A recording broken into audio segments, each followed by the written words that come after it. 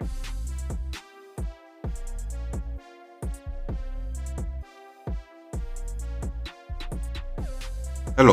welcome to Reframing Mindset Podcast. We are clear my head of the thoughts that are preventing clarity, practice my speech, among other things. Episodes range from informative knowledge to funny stories about my experiences, and in the future, maybe include interviews. So subscribe and enjoy. Episodes drop every other day.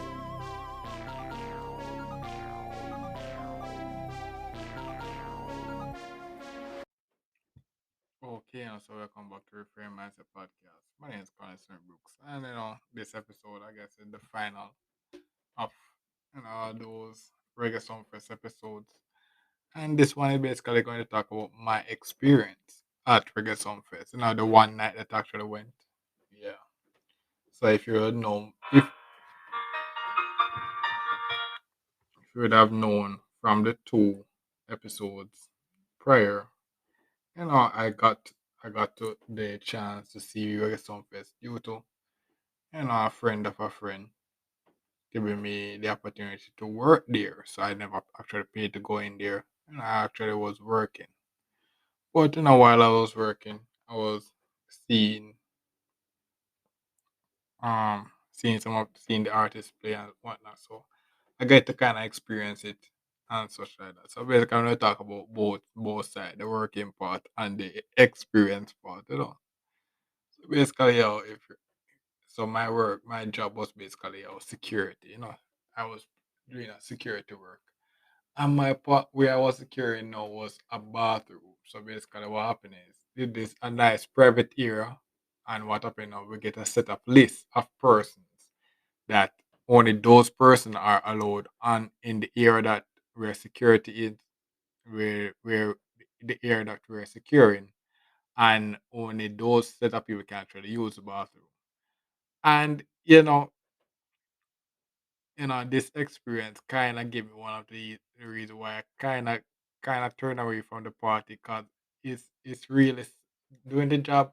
It's really sad. It's really sad what happened tonight. I have to be like, yo, like party goers are, is like they really have people really have little class when when they go to party. Well, I was that person, but not like this, bro. Not like I wasn't. I was it. I was that kind of person that drinking. And when I go to party, I go to drink a lot. But really, like, bro, when to the point that you have, you know. So basically, I'm going to talk about it. So basically, what happened was, I got the job. I was doing the security at the bathroom. So my thinking is that okay, I'm securing the bathroom, and I took the job serious. But my thinking, the person told me that the other night, that was the dance on night. The problem that they had was that random people were coming to the bathroom that were not allowed there and such like that. So we were hired that night now to actually secure the place and such and make sure that no one was coming into the bathroom. So, simple job and all that. And then when I look, the bathroom is at a location where basically I cannot see. So I guess what happened was the night before, a lot of people came to use it. So just because they use it that night, a lot of people may know that the bathroom is right there. So, basically what happened was that so one of the first things I have to talk about is that Reggae Sumfest was an all night event. It started from 8 p.m. and it ended 8 a.m.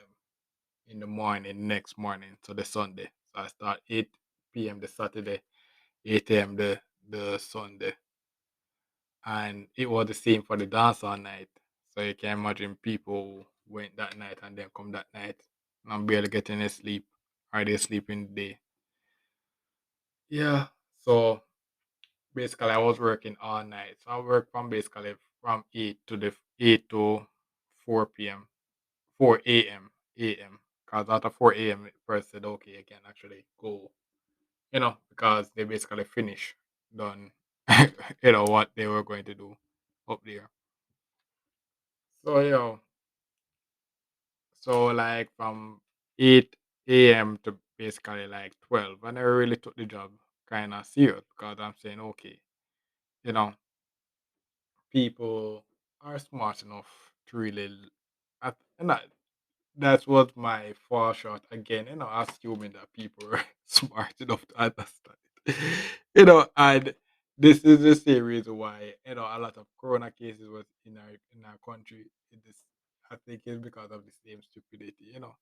So, my fault to assume that people are smart enough to get the thing to know that okay, if I say okay, only person allowed to be to that were allowed on the guest list can use the bathroom. Um, they would take the instruction and said, okay, I guess I have to use it. But no, I guess people not aren't people are trying to, and when I mean people, well, it was both male and female, but I guess that was one of the reasons for so many corona cases because people can't really can understand instructions. So that was that security job really enlightened me to really how undisciplined you know the country is, and it kind of enlightened us to why corona lasted this long in this country. This corona situation. So that was it. So that was my job. I basically had to prevent people from who were not on the guest list to come on the guest come to use the bathroom. So like I never took the job. So from eight to 12, what I was doing mostly was preventing people from actually going up to the VIP area, because it was me and another person from the dance class that was doing the security guard work. So he was securing the people that were coming up to the security area, to the VIP area. I was securing the bathroom. So mostly in the early part, I basically was doing help doing that because nobody was coming to use the bathroom. They were just mostly trying to go up to that area. So I was saying, okay, is their name on the list? And then I check and then we let them up and prevent them. So after a while now, one of the things that I basically learned, I guess, oh bro, I guess we are late in the episode, but I guess I should mention. What's my thoughts on reggae music since I guess it was reggae night. And to me, reggae music is not really one of my go-to music. It's not really one of my go-to music. But one thing about reggae music, when that right song plays, it basically you hook into it. You hook into it. That's the power of the reggae music. Like when that right song, like Bob Marley. Well, that's one of the reasons why Bob Marley is so popular, because when that right song does click, it does grips you. It does feel, and that's one of the reasons why it's still number one on the iTunes place when it comes to reggae till this day because it just it's not a genre you will go to, but when you find it, it hooks you, man. So that was basically my thoughts on reggae prior to that. So when I went in now, the first artist, he started out and I really feel the reggae music, but after a while I got into it. But I never really knew his name because I said I don't really listen to reggae reggae music, so only the big names that I would know. Bob Marley, and then you have Coffee, and then another one. I have some few that I knew of, but I never really know it was reggae music until I kind of saw them. So at the start, from like 8 to 12, there were basically some no person that I never knew that was coming on, and they kind of have a vibes and kind of did not have a vibes. So the first one kind of brought me into the reggae music, but the rest of them kind of made me say, okay, I never really interested that much in reggae music. So you have some females and some male there, and I never really into the whole reggae experience then until in the night, like when Beres Hammond came on. Beres Hammond. So I actually knew him. I knew a lot of songs. So he's been around like from my mother's time. Like legit when my mother usually work at a shop. His song was one of those songs that they usually play. So when he came on, I never knew how popular he was until like there was a girl, there was a lady that I was who reconnected in the party, and she was telling me about her stuff, and we were talking about what I do for a living and what she does for a living, and connecting there. When Beres Hammond came on, bro, it's like she was like starstruck. She was like, yo, is she's Beres about number one fan, and like the whole crowd. It was a sold out show as usual because it's Reggae Sumfest, and the whole crowd was like, yo, was loving Barry Salmon, and this guy's an old man now, bro. And yeah, but his songs catch him, man, and people loving it, loving the Barry Salmon. So he took the night, in my opinion. He took the night. So after that, now I get another um known artist would be Coffee that came on, and if you know the Coffee, if I mentioned in one of my previous episodes, two of my previous guests got to play on one of the biggest festivals in America, Coachella, due to Coffee being appearing there. And that night, that Sumfest night, she played, and one of my guests, the trumpeter, Akil McIntyre, actually got to play that night. The other one was out of the island, so that's more playing time that the boss got to play with Coffee and more attention for his trumpet skills that night, and she did well. So around this time now is when I actually took the job serious now because the owner actually came down and started complaining about how the guest was was because how random people were actually using the bathroom and not the guests and such like that. So that's when I actually started took the job more serious now. And the wild thing is the problem what happened was I was protected. So this time it was after 12. So this time it's around 2 a.m. I'm really tired, like legit tired to the fact that I want to sleep. But I'm, staying strong, trying to do the job. But like the random people, not the guests, are is like they randomly pop up at times. So sometimes what happened when some of the random people came on in my watch was that sometimes I have a guest that said, "Okay, I'm going to use the bathroom." So I check his or her name, and she said, "Okay, you're on the guest list. Go into the bathroom." But they came in at the same time as some other people. So I'm assuming now that those other people were guests as well. But when they actually went to the bathroom now, someone is now telling me that they're not guests. I was like, it's like wow, bro.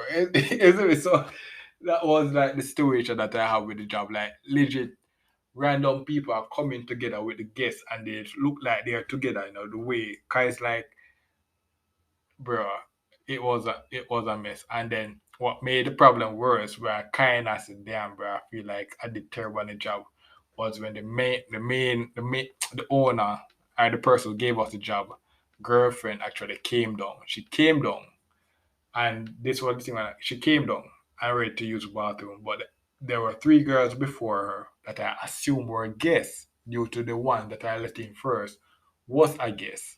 So when they're in the line now and such, and I see this one, the owner's girlfriend came down and she's standing in line. So I'm saying, okay, she have to wait in line so she knows as well. Couple seconds later, I saw the owner came down and said, okay, yo, this one, this girl has to go in before them because she's, you know. So yeah, so I said, okay, I'm going to try to do that now. So I tell the girls that, okay, go in front. The girls that were not on the guest list is telling me that she has to wait because I'm like, yo, what kind of girl is it? What kind of people did? I'm like, and this is happening in front of the owner, in front of the owner. I'm like, yo, damn, bro. It's like Me I watch the thing and the guys like tell me, yo, you must do something and you must do something. I'm telling. So me I tell the girls, yo, you can't. The girl has to go in before you and such. Like, the girl's other man, the random person is other man that she's going in next. To the point that when the girl come out, she just went in. I'm like, wow, bro. And then the owner saw me and says like, I'm ready. Yeah, we feel like the owner is ready to kill me, but the owner girlfriend actually calmed him down and said, okay, I'll wait. I understand. And then when we explained the situation to her, she said, okay, she understand it and such like that. So like, that was the major flop that happened in front of the owner. Let me just be like, like, people really is the thing about it is that they were drunk, they were drunk and such like that. But can you imagine the aftermath that after you sober up the next day and you have to live with that? Imagine those set of people meeting again in the average everyday life. I had to be like, damn, bro. Here's a bit. So that's one of the reasons why I kind of left the party scene because bro, people really embarrass themselves real bad in the party scene. Yeah, I usually do that. I did that once, well, multiple times, but I could take that L. But as a female, because it was majority female that causes fuss. As a female, when your reputation goes down, it's really bad, because that's one of your main assets as a female, your reputation, that image you have for yourself. But that was really sad in one of the biggest shows in the country. It's not really like it was a high school or a university party. If it was that, I could understand, but like the biggest show, and the Jamaican people was acting like Jamaican people. So that was one of the weird things. So the next artist that I actually know that came on was Christopher Martin. Christopher Martin, he did this thing. He did this thing, and pretty good. hmm And I never really knew anybody after that until way in the morning now. So after 4 p.m., the person said, okay, yeah, you can stop guarding the place now, we're finished. And that's when I basically stopped and basically go enjoy the rest of the show, which was from 4 to 8 a.m. And guess what happened? The big artists that came after that I knew was like Beenie Man, Bounty Killer, and Sizzla. So they came and basically closed the show, and with some other person. And they did, did pretty well. They were carrying the party, the last part, and made me actually enjoy the fact that I actually wait the whole time from 4 to 8 to actually see the whole show. So that's basically was my experience. Like that was one of I will see people do security work and be like, that's going through that experience is one of the reasons why I did I would not like to be a security guard, because like legit people. And if you go back to one of my previous episode where I talk about how security guard back when I'm going through the corona experience, and I talked about security guard acting like the CEO of the place. I was the security guard then. And but the thing is, the difference between my situation and the situation that I was going through is, I had a clear job that everybody is simple enough to understand. It's not the corona thing where I had my certification, tell the person, okay, you know, I do science. This is not, you know, the problem, the situation that I had back then with the security guard was that the fact is I know I'm protecting myself, but the security guard is just assuming that I'm basically with a nobody that doesn't know anything about the corona situation. So it's like I have to just basically taking my time following, you know, so that was one of the whole experience was basically inefficient. The difference with me working now was basically I had a task to basically say I'm separating the guests from the randoms, but the randoms are basically coming in. and acting like they're they're above everything, and it was basically embarrassing. It was a sad time, but I'm glad that I actually got to experience Reggae Sumfest from that through that point of view because uh, it makes me kind of question that if I actually want to go there because one of the things that I never like about a whole night event. Oh, I don't like that, man. I don't like that. But I might actually, if I get the chance to actually go again, I will go again because it's a good show. But the whole night event, bro, that's iffy. Yeah, man. So that's basically how my experience with the security work was really eye opening. It was eye opening to and I'm not built for security work. I'm not really built for security work. And one of the reasons is because I never really want to be aggressive towards the females, because it's a party and such like. But to really see them ignoring clear instructions, they're not a guest, so don't use this bathroom. No, they're not. And so many people, one of the situations that came where basically I let in someone because there was a photographer that said, okay, if I let them use the bathroom, I they would take some picture with the brand, take some picture with the brand. So I talked to the other person that was with me, that was security guard, and they said, okay, let's do it, let them in and such like that. So they basically got so those are simple situations that basically reflect Jamaican lifestyle and such like that. Those are simple things. And it really, like, all the bad things that's happening in Jamaica, that everybody curse and say it's a bad thing, crime and whatnot, the corona deaths, corona cases and whatever, now the monkeypox cases. It going doing that simple security work showed me why corona took so long to actually get down, why it still is going on now, and why a lot of these things is like yeah, that one experience really enlightened, showed me a lot.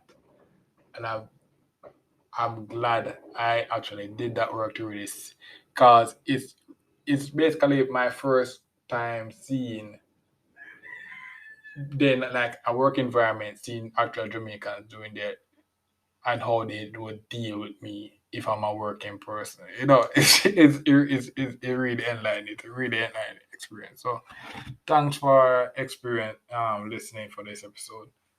And if you're a Jamaican that listen to this and feel offended, don't feel offended. Because in the back of your mind, this is true. And I'm a Jamaican as well. I'm a Jamaican. I'm just a person that ideally want to change the negative connotation that associate with Jamaica. So we can become more richer, more prosperous, and not a third country where every day we're born about poverty every day.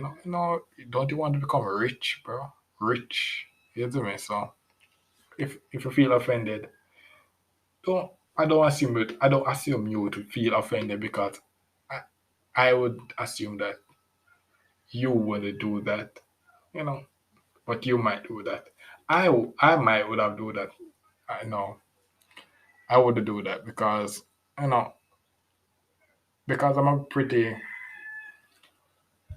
one of the things I about myself, why I last this long, why I'm still alive now, is because I really follow rules. I follow rules. I try my best not to break rules and such like that, But Jamaica is a more unruly country. So they do a lot of breaking of rules. I'm not that person because when I break rules, I hate to face consequences. I'm a pretty weak person, You might assume that I'm a strong person. I'm a pretty weak person, so the consequences of actually breaking the rules, I could really bear the punishment. Could bear the punishment. I'm too weak to actually bear those punishments. So that's one of the reasons why I kind of follow rules. So thank you for listening. This is a very controversial episode, very controversial episode, but and I have to take the heat. I can't take the heat. I can't take the heat because a lot of my previous episodes were pretty controversial, and here I am still, But to me, I'm not really a party goer. So this experience is basically a view from a non-party goer, like a person that don't really like to go to parties. I go to parties because I enjoy. It's one of those places where females will be more open to actually dance and such with you, and it's without all the pressures to actually have to be coercing them or trying to figure out, this simple thing that you have to deal with a normal female day. In a party, all that is gone. The only thing that you do a little bit is go behind the female and female say, do they like to dance with you or don't like to dance with you? That's basically it. So that's basically what I like about partying. But other from that, I don't really like the party scene. So yeah, so that's basically it about this my Reggae Sumfest experience. hmm Thank you for listening. I look forward for the next episode. Well, this is the end of the episode. Thanks for watching and look forward for the next episode. To support this podcast, go to anchor.fm/cssb/support or become a sponsor for this episode. If you have a product that you want to have more exposure, DM me on the Instagram page, Reframing Mindset Podcast, or on Twitter at ReframingP. Either way would help. Thank you regardless for listening, and here's a preview for the next episode. You know, it's a night recording again, bro. Night recording again. Like, yo, it's I can't control it. I can't control it. Like, it's going. What I'm going to talk about relates legit to the to the topic. Like, back in the days, I usually wish for things to be going on in my life.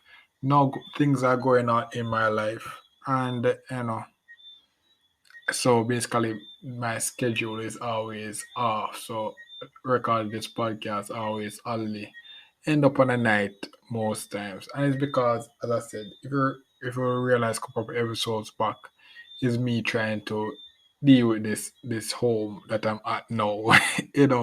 Trying to get it right. And bro, it's a lot of problem that is coming up, and then other stuff outside.